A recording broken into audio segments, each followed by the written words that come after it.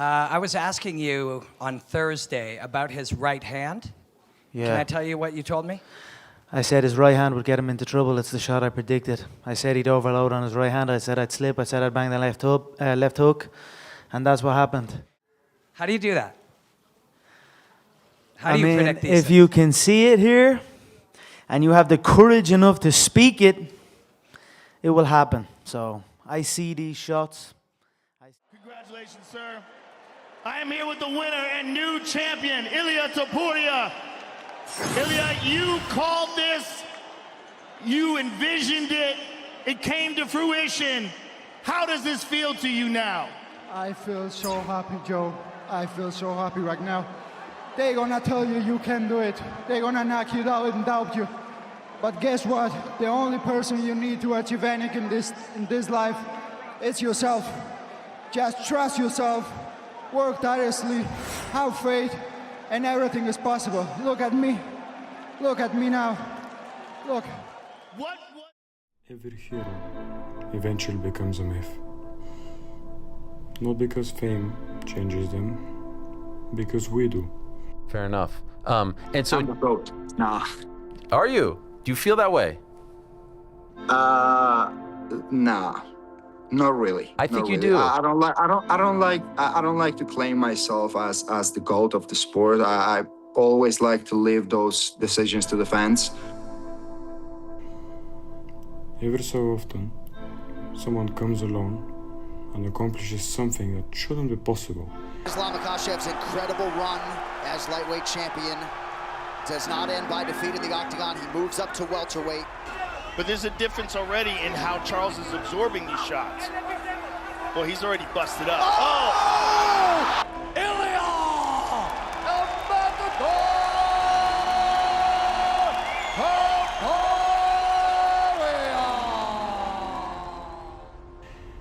At first, we doubt them, then we watch them succeed, and eventually, we start to believe, not just in them, in ourselves. That's what makes heroes different from celebrities, superstars or influencers. Their achievements don't stay contained within their own lives.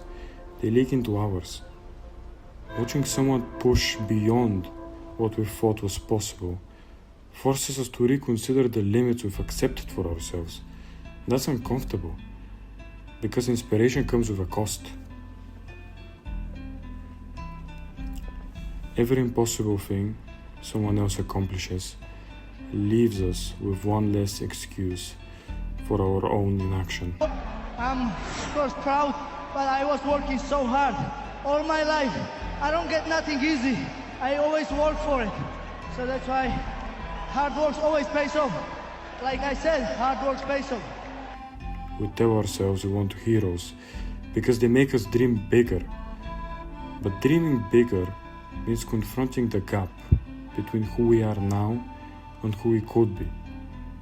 Most of the time, that's a gap we'd rather not look at. So we find a way around it.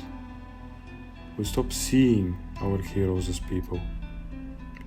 Instead, we turn them into something else, something touched by fate. We take every quality we recognize in ourselves and slowly erase it from them until all that's left is the myth. Because myths don't challenge us. A man who reaches extraordinary heights raises uncomfortable questions.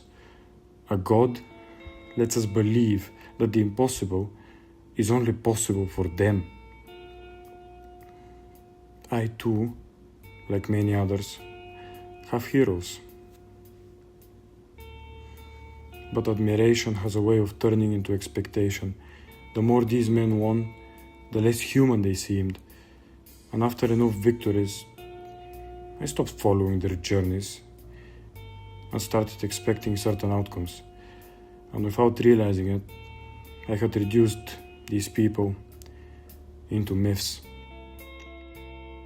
When the hero becomes a myth, inspiration turns to expectation, and care for the former idol fades. Personally, I'm guilty of this. When Ilia Topuria fought Justin Gaethje, I wasn't nervous. I expected Ilya to dominate. I made him into the myth of El Matador, forgetting he's even human. That's why I sat in disbelief when El Matador's legend broke. I lost sight of why I even rooted for him.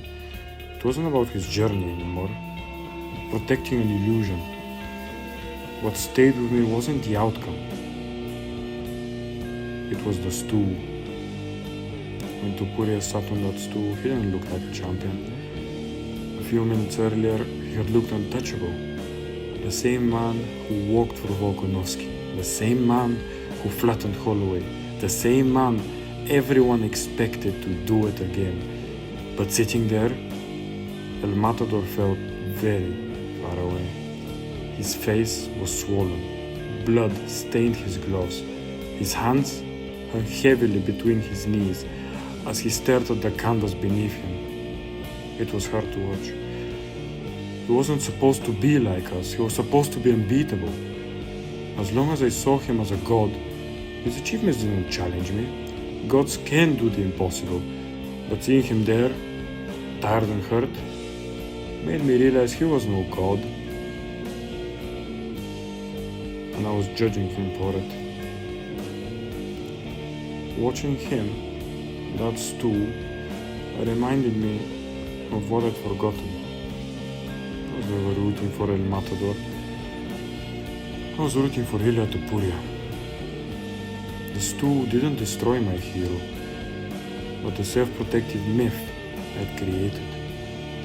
As long as he was a god, I had an excuse to stay small. But when the myth died, I realized something. There had never been a god beneath it all. Everything he had built, every legend he had slain, every impossible height he had reached, was accomplished only by a man.